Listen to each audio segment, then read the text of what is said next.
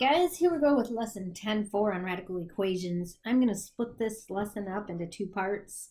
I think it'll be a little bit easier if we can master the first half of the lesson before we delve into the little bit more challenging part.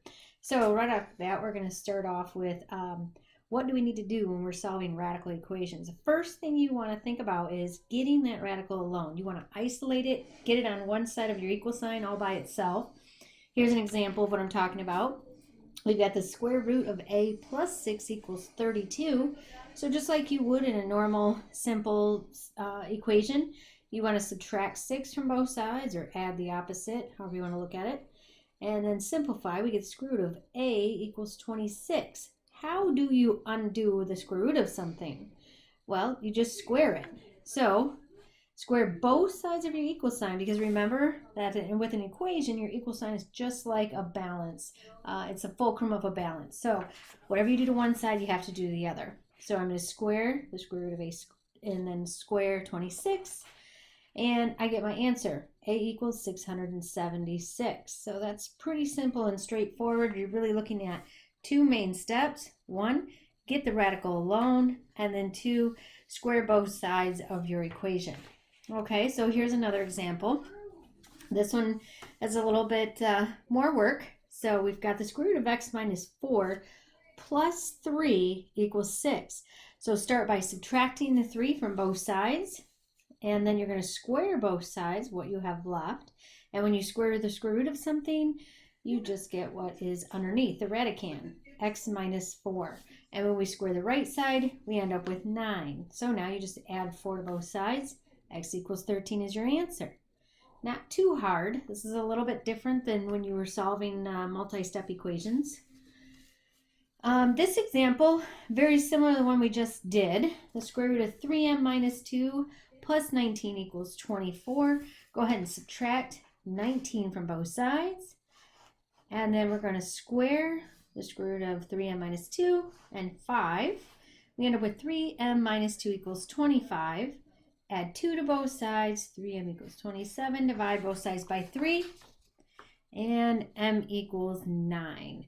Can you check all of these? Absolutely. Just take what you got for your solution here, substitute it back into your original equation. Always go back to that original equation to make sure that you didn't miss anything. And I would just throw that in your calculator if you're going to go ahead and check it. No sense in writing all that out for a check, unless you're really bored and you're just looking for something to do. Okay, sometimes we're going to start with a radical that only has a variable underneath the radical sign. And this one, I love these. These are super simple. So you're just going to square both sides, and you come up with a equals 64. Here's another example, but this time we have a number outside of our radical. I would first divide both sides by 2. Remember, your first step is to get that radical all by itself. So divide both sides by 2. We get the square root of x equals 4. Now go ahead and do the second thing, which is to square both sides of your equation. X equals 16. That one looks like it was going to be complicated at first. It's really not. Just follow the same rules that you know that you've mastered on solving multi-step equations. Okay, this looks a little different because you've been taught you cannot have a negative number under your radical sign. It gives us what we call imaginary numbers, but it's fine with this because we're just going to be squaring both sides, and you know that when you square a radical, you just end up with a radicand, and it does remain a negative b, and we can't have negative b equals 36. You know that you have to have a positive variable, so just multiply both sides by -1, so b equals -36. I'm trying to give you all the different situations that you're going to be seeing throughout this lesson, so hopefully this helps. This problem right here is different because we've got radicals on both sides of the equal sign. So how do you isolate it? Well, you really can't isolate this one, so you're just going to have to square both sides. So when I square both sides, on the left, I just get 3r plus 2. And on the right, it's going to end up being 4 times 3. Now, I forgot to get my white out. Got a little excited about that one, I guess. But 4 times 3 is 12. And now we just solve it like a two-step equation. Subtract 2 and divide both sides by 3. You are going to find that you will have some answers that are fractions. You can leave it as a improper fraction or go ahead and change it into a mixed number. I believe the textbook is going to give it to you as a mixed number. That would be the simplest form. So go ahead and do that. All right, taking a look at this example. This one, the one thing that's different about this is we have an exponent other than 1. So we've got 6x squared underneath there plus 5x equals 2. So we have the radical isolated. Go ahead and square both sides.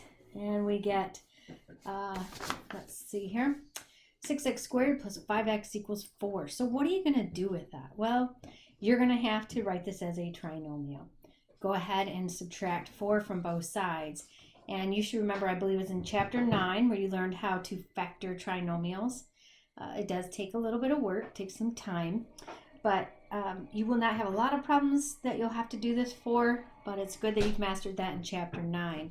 So for this one, how I solve it is I would multiply the 6 and the negative 4, and then I'm looking for factor pairs that would give me 5 as the sum. So hopefully you learned that shortcut. I would use probably, I think 26 is what 24 is what I went with. And I ended up using the factors 8 and negative 3 because those give me a sum of 5.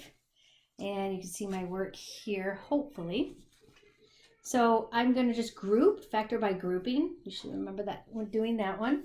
So I just went ahead and grouped the first two and then grouped the last two terms. You can do it however you want.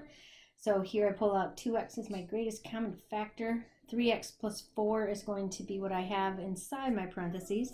And then here when I have negative 3x minus 4, their greatest common factor is 1. I'm going to go ahead and pull a negative 1 out there just because I know I want to end up with 3x plus 4. So when I do that, I have negative 1 times 3x plus 4 equals 0. So now I combine 2x minus 1, 1 for one binomial, 3x plus 4 for the other binomial. Now, this problem is going to have two solutions. I'm going to split those up, and I've got 2x minus 1 equals 0, 3x plus 4 equals 0, and I end up with 1/2 and 4/3, or 1 1/3. So don't be surprised if you end up with two solutions for this half of the lesson. For the next lesson, I'm going to teach you how to determine whether or not both solutions are going to work. I will tell you that both of these solutions work for this problem, but sometimes we have something called an extraneous answer, in which case one of the problems may not work. All right, just another example here for you before you get started on your lesson. We have fractions that we're going to be dealing with in this lesson. Don't be scared by them. Treat them just like you always have. So for this example, square both sides, and we end up with x over 8 equals 16. And you got it. Go ahead and multiply by 8, and we get x equals 128, and that's it. So like I said, you may go ahead and check all of your answers, and hopefully you find out that they work. But if you have any questions, you can always reach out to me, and I will be there for you. There are more examples in the textbook. I suggest you look at those if you're struggling. You can always try some of the odd problems and the warm-ups and see if you're getting those answers correct. Don't forget you can go on YouTube and check out some other videos or the tutorial videos that come with the textbook. So good luck with the first half of lesson 10-4.